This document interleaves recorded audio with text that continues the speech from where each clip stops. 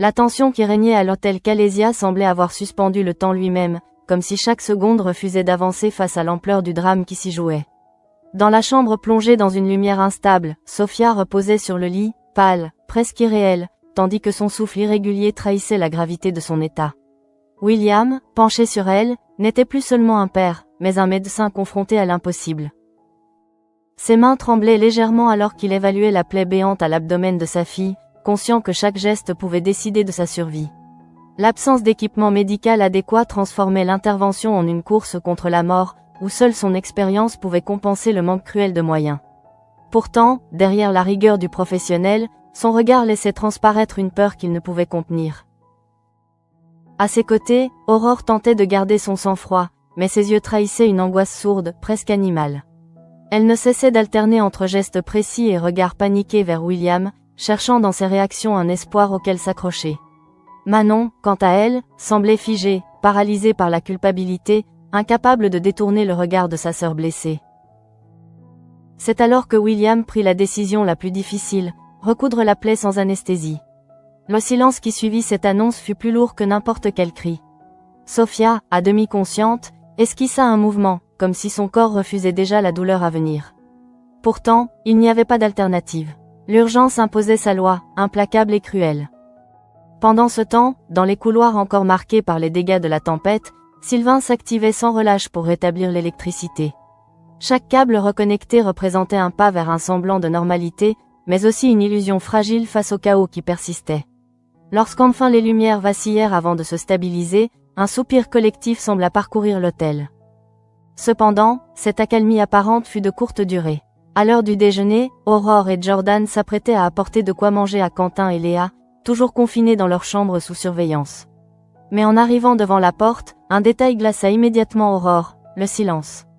Trop calme, trop inhabituel. La porte entr'ouverte confirma ses craintes. La chambre était vide. Le cœur battant, Aurore échangea un regard avec Jordan, et sans un mot, tous deux comprirent que la situation venait de basculer. Une fuite. Dans ces conditions extrêmes, cela pouvait rapidement devenir une catastrophe. C'est alors que la recherche commença, fébrile, presque désespérée. Chaque pièce de l'hôtel fut inspectée, chaque couloir parcouru dans une tension croissante.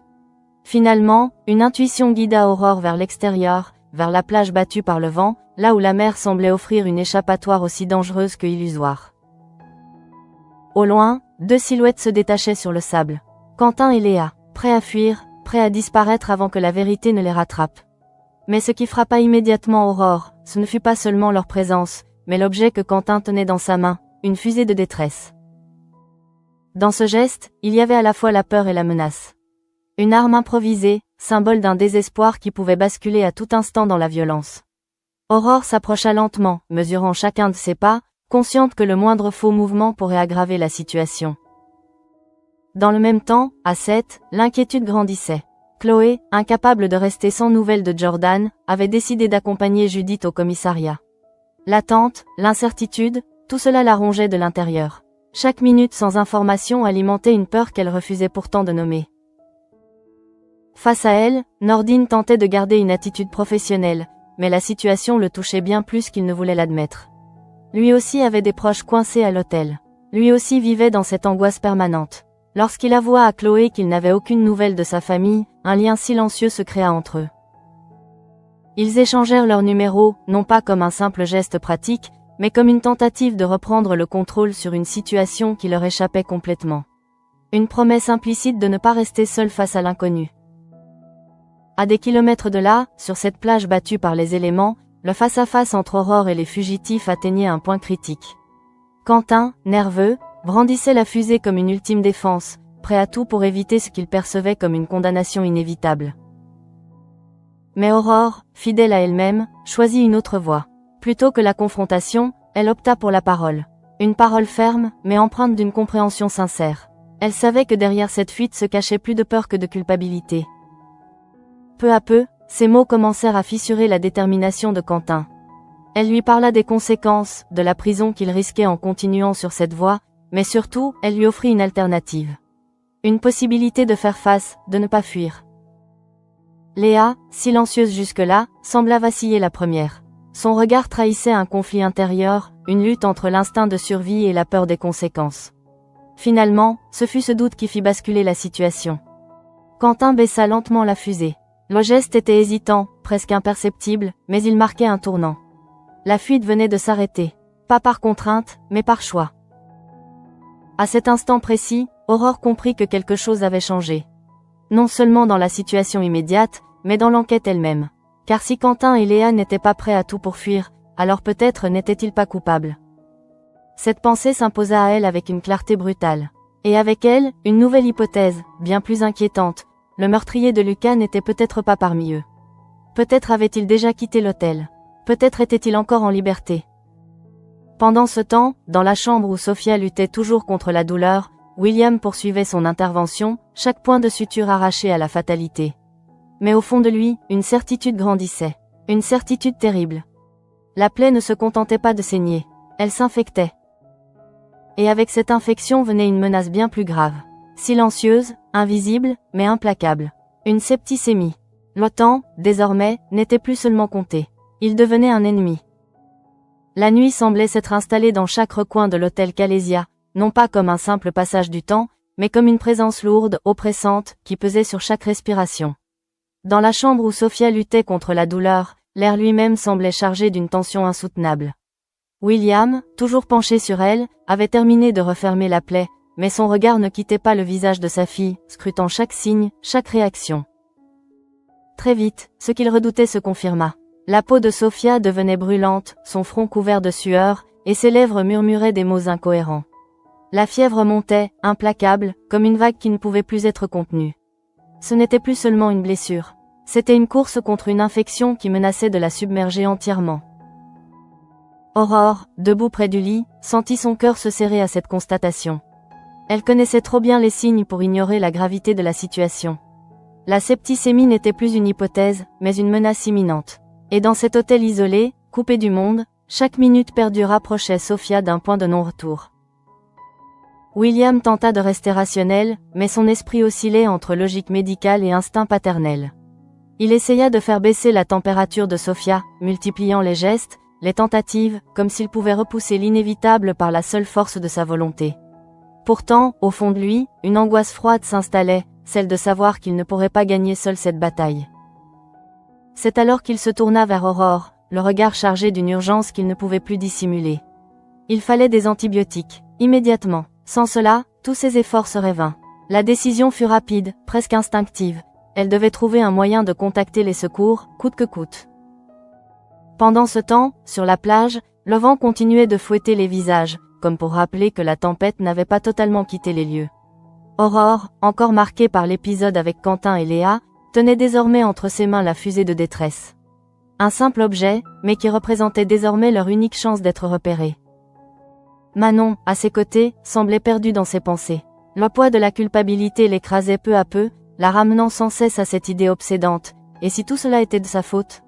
Et si, d'une manière ou d'une autre, elle avait contribué à mettre sa sœur en danger?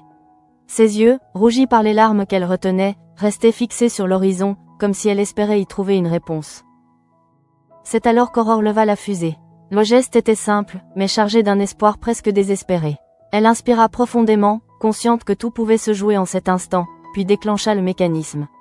Une traînée lumineuse fendit le ciel, éclatant dans l'obscurité comme un appel silencieux. Pendant quelques secondes, le temps sembla suspendu. Puis le silence retomba, lourd, incertain. Rien ne garantissait que quelqu'un verrait ce signal. Rien ne garantissait que l'aide viendrait à temps. Dans le même temps, à 7, la vie continuait, mais teintée d'une inquiétude diffuse. Au hall, Alex tentait de garder une apparence normale, mais son esprit était ailleurs. La visite de Milo avait ravivé en lui des doutes qu'il ne parvenait plus à ignorer. Le petit garçon, avec une sincérité désarmante, avait exprimé un regret simple, presque innocent, celui de ne pas avoir Alex comme père. Ces mots, pourtant prononcés sans arrière-pensée, avaient résonné en lui comme une évidence troublante. Depuis ce moment, quelque chose s'était fissuré. Alex ne pouvait plus repousser les questions qui s'imposaient à lui. Les dates, les souvenirs, les silences de Sonia, tout semblait désormais s'aligner d'une manière inquiétante. Malgré les conseils de Karim, qui lui suggéraient de ne pas s'engager dans cette voie, Alex sentait qu'il ne pouvait plus reculer. Il retourna voir Sonia, animé par une détermination qu'il ne s'expliquait pas lui-même. Face à lui, elle tenta d'esquiver, de minimiser, mais la pression devenait trop forte. Les regards, les silences, les non-dits, tout convergeait vers une vérité qu'elle ne pouvait plus cacher. Finalement, acculée, Sonia céda. Les mots sortirent, bruts, irrévocables. Oui, Alex était bien le père de Milo. L'instant qui suivit sembla irréel. Comme si le monde venait de basculer sans prévenir. Alex resta figé, incapable de réagir immédiatement. Ce qu'il venait d'entendre dépassait tout ce qu'il avait imaginé. Ce n'était plus un doute. C'était une certitude. Un bouleversement profond s'empara de lui, mélange de colère, de confusion et d'une forme de vertige. Comment une telle vérité avait-elle pu lui être cachée si longtemps? Comment devait-il réagir face à cela? Lorsqu'il rentra chez lui, l'atmosphère contrastait violemment avec ce qu'il ressentait intérieurement. Chloé, enthousiaste, parlait déjà de leurs prochaines vacances en famille, comme si rien ne pouvait venir troubler ce projet. Mais Alex, lui, n'était plus dans ce présent-là. Il tenta de répondre, de participer, mais quelque chose en lui résistait. Son attitude devint distante, presque brusque, malgré lui. Chaque mot de Chloé lui rappelait ce qu'il venait d'apprendre, ce qu'il n'avait pas encore assimilé. Face à son malaise, il finit par s'excuser, invoquant la fatigue. Une excuse simple, mais qui dissimulait un chaos intérieur bien plus profond. Car désormais, il devait porter seul ce secret, au moins pour un temps. À des kilomètres de là, sur la plage, l'attente continuait. Les secondes s'étiraient, interminables, tandis que l'espoir s'amenuisait peu à peu. Manon sentit le désespoir la gagner, comme une vague froide qui l'envahissait de l'intérieur. Puis, soudain, un bruit. Lointain d'abord, à peine perceptible. Puis de plus en plus distinct. Un battement régulier, puissant. Celui d'un hélicoptère. Aurore releva la tête, son regard cherchant l'origine de ce son qui semblait presque irréel. Et lorsqu'elle aperçut enfin la silhouette de l'appareil se dessiner dans le ciel, une émotion intense la traversa. Ce n'était pas seulement un secours. C'était une chance, peut-être la dernière. Dans cet instant suspendu entre espoir et urgence, tout redevenait possible. Le bruit de l'hélicoptère, d'abord incertain, devint rapidement assourdissant, comme une promesse qui prenait enfin forme après des heures d'attente et de peur. Sur la plage balayée par le vent, Aurore et Manon levèrent instinctivement les yeux vers le ciel, cherchant à s'accrocher à cette silhouette encore floue, comme si leur regard pouvait la rapprocher plus vite. Dans cet instant suspendu, tout sembla basculer. L'espoir, jusque-là fragile et presque irréel, prenait soudain une consistance tangible. Pourtant, derrière ce soulagement naissant, une urgence persistait, plus pressante que jamais. Car pendant que l'aide se rapprochait, Sofia, elle, continuait de s'enfoncer dans un état critique. À l'intérieur de l'hôtel, la situation devenait de plus en plus alarmante. William, épuisé mais déterminé, observait les signes qui ne trompaient pas.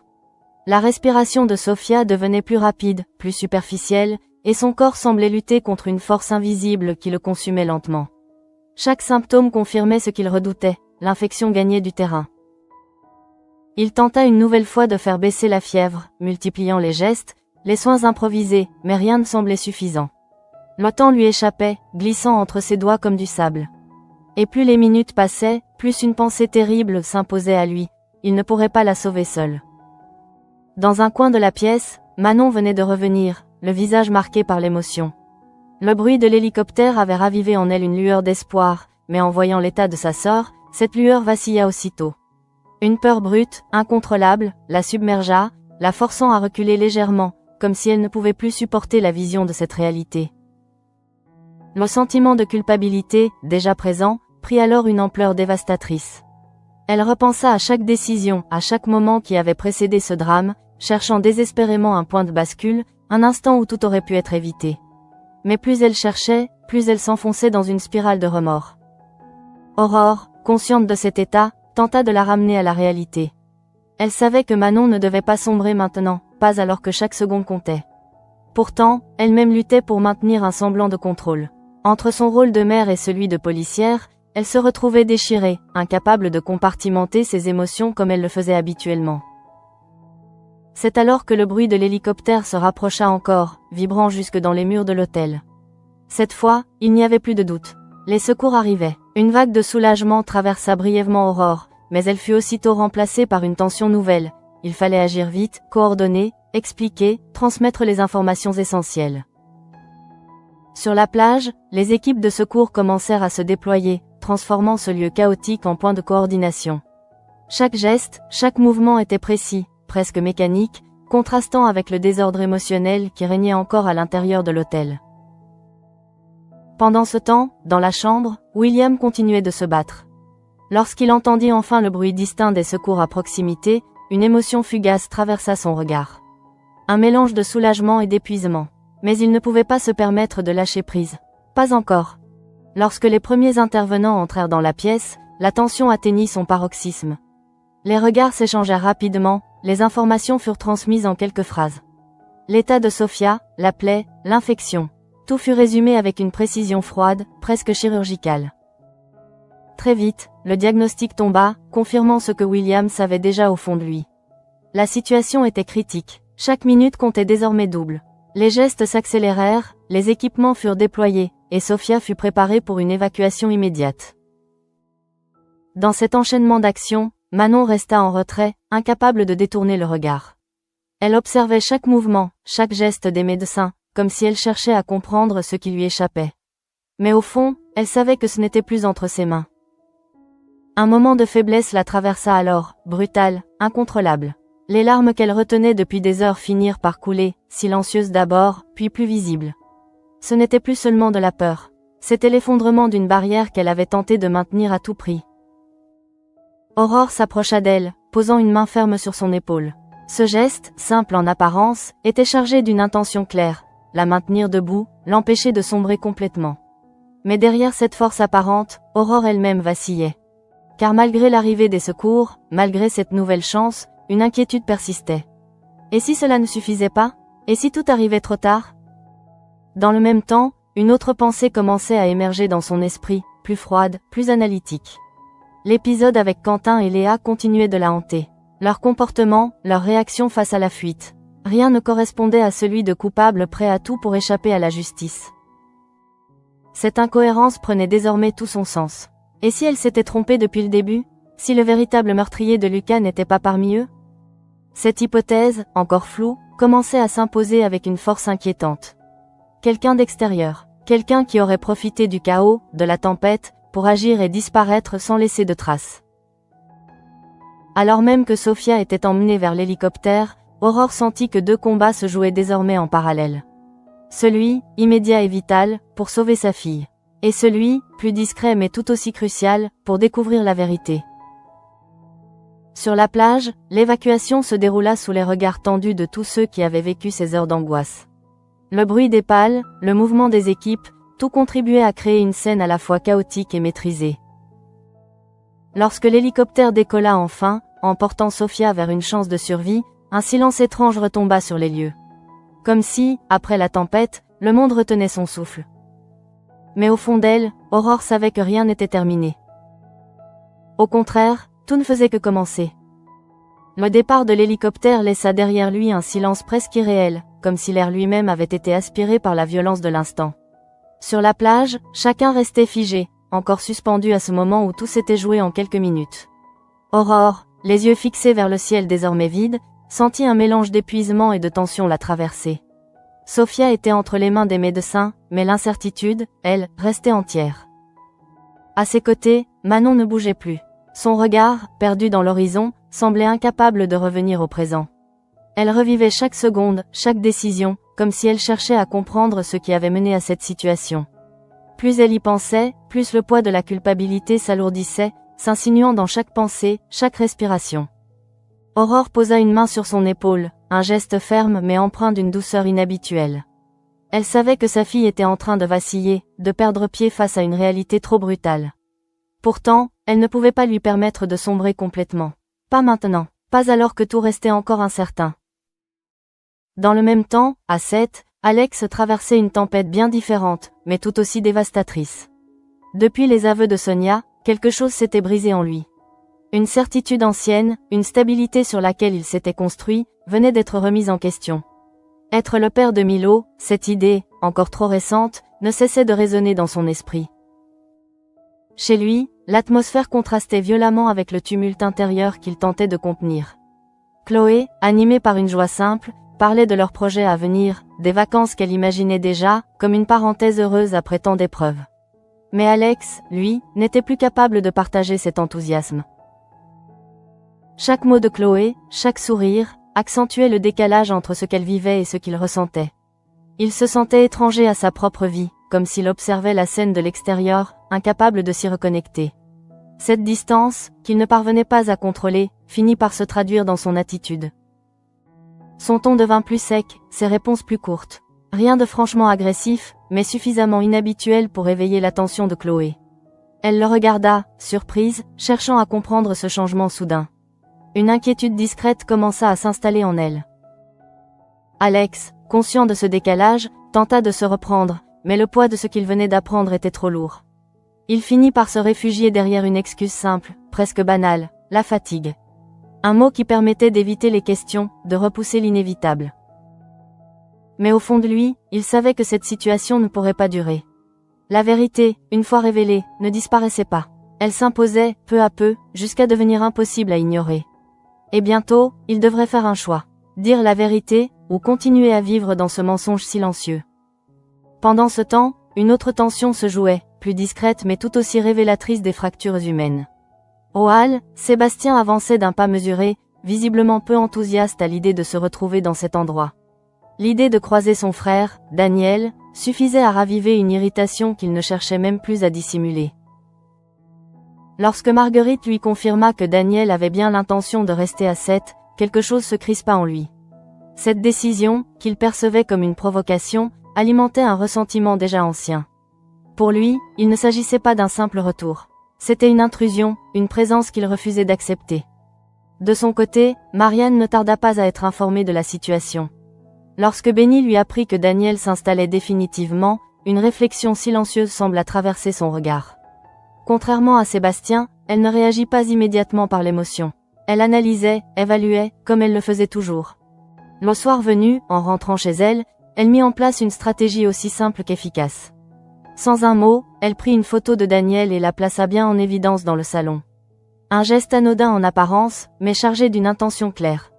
Lorsque Sébastien remarqua cette présence, sa réaction fut immédiate. L'irritation, déjà latente, se transforma en agacement visible. C'était précisément ce que Marianne attendait. Elle ne cherchait pas à éviter le conflit, mais à le canaliser, à le transformer en un terrain qu'elle pouvait contrôler. Avec un calme déconcertant, elle posa les règles. Elle retirerait la photo, à condition que Sébastien cesse de parler de Daniel pendant une semaine entière. Ce n'était pas une simple proposition. C'était un défi, une manière de retourner la situation, de reprendre le contrôle. Sébastien resta silencieux un instant, pris au piège de cette logique implacable. Derrière ce geste, Marianne imposait sa méthode, sa manière de gérer les tensions. Elle ne les évitait pas, elle les encadrait. Pendant ce temps, à l'hôtel, les conséquences des événements continuaient de se faire sentir. Le départ de Sophia avait laissé un vide, une absence qui pesait sur tous. Mais pour Aurore, ce n'était qu'une étape. Son esprit, déjà, revenait à l'enquête. Les éléments commençaient à s'assembler différemment. Quentin et Léa ne correspondaient pas au profil qu'elle avait en tête. Leur fuite, leur panique. Tout cela ressemblait davantage à une réaction de peur qu'à une stratégie de coupable. Cette intuition, encore fragile, prenait peu à peu de la force. Et avec elle, une inquiétude nouvelle. Si le meurtrier n'était pas parmi eux, alors il était ailleurs. Libre, invisible. Et dans ce contexte, chaque détail prenait une importance nouvelle. Chaque absence, chaque incohérence pouvait devenir une piste. Alors que la nuit avançait, une certitude s'imposa à Aurore. Ce qu'elle venait de vivre, ce qu'elle venait de comprendre. Tout cela allait changer le cours de l'enquête. Et peut-être révéler une vérité bien plus dangereuse qu'elle ne l'avait imaginée. La nuit s'était installée définitivement sur 7, enveloppant la ville d'un calme trompeur, comme si rien ne pouvait troubler la quiétude apparente des rues. Pourtant, derrière les façades éclairées et les conversations ordinaires, certains destins basculaient silencieusement. Chez lui, Alex errait d'une pièce à l'autre, incapable de trouver un point d'ancrage dans cette réalité qui venait de lui échapper. Depuis les aveux de Sonia, une fracture s'était ouverte en lui, profonde, irréversible. Chaque pensée revenait inlassablement à cette vérité qu'il n'avait pas choisie, mais qu'il devait désormais affronter. Milo, son fils. Ce mot, simple en apparence, prenait une dimension vertigineuse. Il remettait en question des années de certitude, de choix, de construction familiale. Assis dans le salon, Alex fixait un point invisible, comme s'il tentait de recomposer le fil du temps. Il repensait aux dates, aux moments qu'il croyait anodins, au silence de Sonia qu'il n'avait pas su interpréter. Tout prenait soudain un sens nouveau, troublant, presque dérangeant. Et avec cette compréhension tardive venait une colère sourde. Non pas une colère explosive, mais une amertume qui s'installait lentement, s'insinuant dans chaque recoin de son esprit. Comment avait-il pu ne rien voir? Comment avait-on pu lui cacher une telle vérité? Et surtout, que devait-il faire maintenant? Dans la pièce voisine, Chloé continuait de vivre dans une réalité intacte, ignorante de ce bouleversement. Elle parlait encore de leur projet, de ce besoin de s'éloigner, de retrouver un peu de légèreté après les tensions récentes. Sa voix, douce et pleine d'enthousiasme, contrastait douloureusement avec l'état intérieur d'Alex. Lorsqu'elle entra dans le salon, elle s'arrêta un instant, observant son mari avec une attention nouvelle. Il y avait quelque chose de différent. Une distance, une opacité qu'elle ne lui connaissait pas. Elle tenta d'engager la conversation, cherchant à comprendre, mais ses mots semblaient glisser sur lui sans jamais vraiment l'atteindre. Alex répondit, mais ses phrases étaient mécaniques, presque vides. Il faisait l'effort, visible, de maintenir une normalité qui lui échappait. Chaque regard échangé devenait une épreuve, chaque silence une menace. Car au fond de lui, il savait que cette vérité ne pourrait pas rester enfouie éternellement. Plus le temps passait, plus le poids du secret devenait insupportable. Une tension invisible s'installait entre eux, imperceptible au premier regard, mais bien réelle. Chloé, sensible à ces variations, commençait à ressentir un malaise diffus, une inquiétude qu'elle ne parvenait pas à formuler. Dans un élan presque instinctif, elle tenta de se rapprocher, de recréer un lien, mais Alex recula légèrement, sans même s'en rendre compte. Ce geste, aussi infime soit-il, marqua un point de rupture. Un premier signe que quelque chose s'effritait. Pendant ce temps, à l'hôtel Calésia, le retour au calme n'était qu'une illusion fragile. Après le départ de Sofia, une fatigue collective s'était installée, mais elle ne suffisait pas à apaiser les esprits. Manon, elle, n'avait trouvé aucun répit. Assise dans un coin, loin du regard des autres, elle semblait enfermée dans une bulle dont elle ne parvenait pas à sortir. Les événements de la journée tournaient en boucle dans son esprit, chaque détail amplifié, chaque erreur supposée transformée en certitude accablante.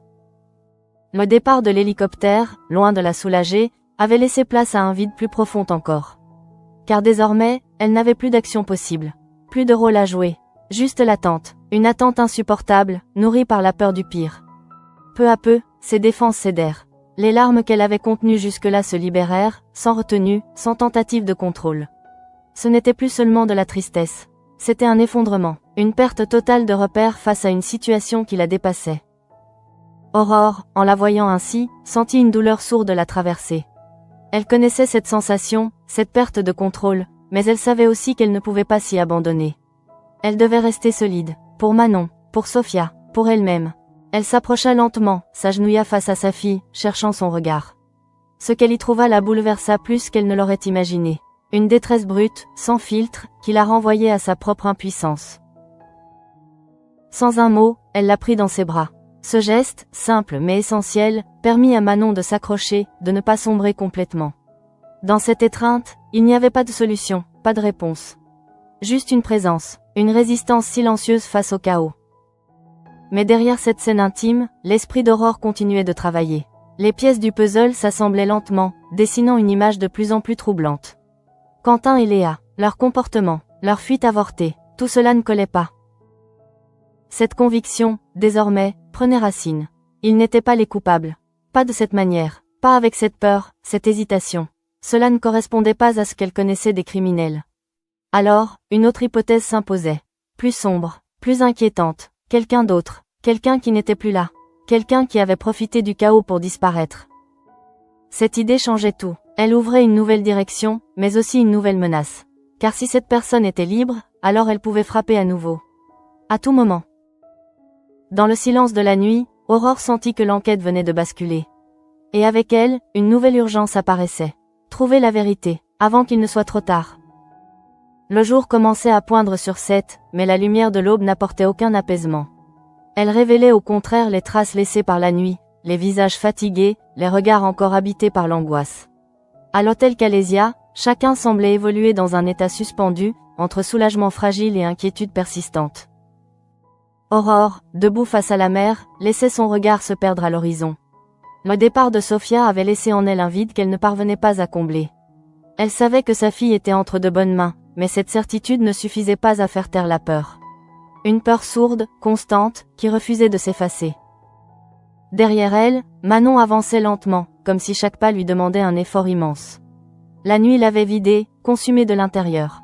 Pourtant, quelque chose avait changé. L'effondrement avait laissé place à une forme de lucidité douloureuse. Elle ne pouvait pas revenir en arrière. Elle ne pouvait qu'avancer, malgré la culpabilité qui continuait de la ronger. Aurore se tourna vers elle, observant ce mélange de fragilité et de détermination. Elle comprit alors que cette épreuve, aussi violente soit-elle, marquerait un tournant. Pour Manon, pour elle, pour toute leur famille. Mais très vite, son esprit revint à l'enquête. Car malgré l'urgence médicale, malgré le chaos vécu, une vérité s'imposait désormais avec une clarté dérangeante. Quentin et Léa n'étaient pas coupables. Tout, dans leur comportement, leur peur, leur hésitation, contredisait cette hypothèse. Cette conclusion, Aurore ne pouvait plus l'ignorer. Elle changeait complètement la perspective. Elle ouvrait une piste nouvelle, mais aussi plus inquiétante. Car si le meurtrier n'était pas parmi eux, cela signifiait qu'il avait déjà quitté les lieux. Cette pensée s'installa en elle avec une précision froide. Quelqu'un d'extérieur. Quelqu'un qui avait su profiter de la tempête, du chaos, de la confusion pour agir et disparaître. Une stratégie calculée, presque parfaite. Dans ce contexte, chaque détail prenait une importance capitale. Chaque absence devenait suspecte. Et surtout, chaque minute qui passait augmentait le risque que cette personne échappe définitivement à la justice. Pendant ce temps, à 7, Alex faisait face à une réalité tout aussi bouleversante, mais d'une nature différente. Depuis qu'il avait appris la vérité sur Milo, il n'était plus le même. Une distance s'était installée en lui, invisible mais profonde. Assis seul, il repensait aux mots de Sonia, à cette confession qui avait tout changé. Être père, ce rôle, qu'il avait déjà assumé auprès de ses enfants, prenait soudain une dimension nouvelle.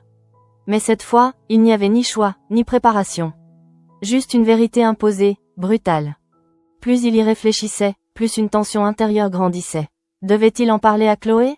Devait-il garder le silence ? Chaque option semblait mener à une impasse. Dire la vérité risquait de briser l'équilibre fragile de leur couple. Se taire, en revanche, signifiait vivre dans le mensonge. Lorsqu'il croisa le regard de Chloé, une hésitation le traversa. Il sentit qu'elle percevait quelque chose, qu'elle cherchait à comprendre. Mais il n'était pas prêt. Pas encore. Alors il détourna le regard, repoussant encore l'inévitable. Chloé, de son côté, ressentait ce changement sans pouvoir l'expliquer. Une distance, une froideur inhabituelle. Elle tenta de rationaliser, de se convaincre qu'il ne s'agissait que de fatigue. Mais au fond d'elle, une inquiétude plus profonde commençait à s'installer. Dans un autre registre, la tension entre Marianne et Sébastien continuait de se développer, révélant une dynamique plus subtile mais tout aussi significative. La présence de Daniel, même indirecte, agissait comme un catalyseur, mettant en lumière des fragilités déjà existantes. Le geste de Marianne, en apparence anodin, avait créé un déséquilibre calculé. En plaçant cette photo dans le salon, elle ne cherchait pas seulement à provoquer. Elle imposait une règle du jeu, une manière de reprendre le contrôle sans confrontation directe. Sébastien, pris dans ce mécanisme, se retrouvait face à un dilemme. Accepter les conditions de Marianne, ou continuer à nourrir un conflit qu'il ne maîtrisait plus totalement. Cette situation, aussi légère qu'elle puisse paraître, révélait en réalité une lutte de pouvoir plus profonde. Mais au-delà de ces tensions, une autre vérité s'imposait progressivement. Chaque personnage, à sa manière, était confronté à une épreuve qui remettait en question ses certitudes. Que ce soit Aurore face à l'enquête, Manon face à la culpabilité, Alex face à la paternité ou Marianne face au contrôle, tous se retrouvaient à un point de bascule. Et dans cet équilibre fragile, un fil conducteur apparaissait. Celui des secrets, des vérités cachées, des décisions prises dans l'urgence, dont les conséquences restaient encore à venir. À l'hôtel, Aurore prit une dernière fois le temps d'observer les lieux. Ce qui s'était passé ici ne pouvait pas être effacé. Trop de choses s'y étaient jouées. Trop de vérités y avaient émergé. Elle inspira profondément, consciente que le plus difficile restait à venir. Car désormais, il ne s'agissait plus seulement de sauver. Il fallait comprendre, reconstituer, trouver. Et surtout, ne pas se tromper. Car cette fois, une erreur pourrait coûter bien plus cher.